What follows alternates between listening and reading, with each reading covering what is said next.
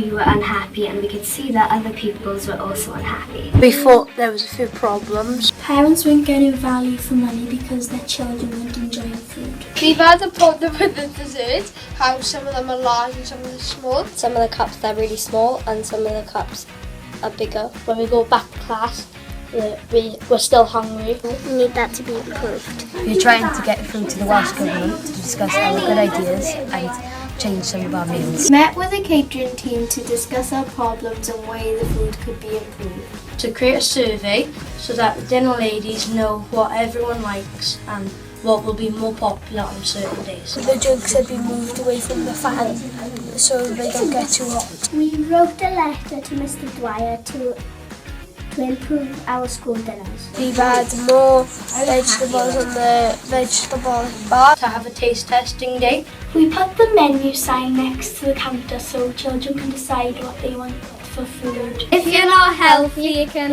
affect your picture. If you are not healthy, your self-esteem will lower. You will feel refreshed. If you're healthy, you feel happy and people around you will feel happy.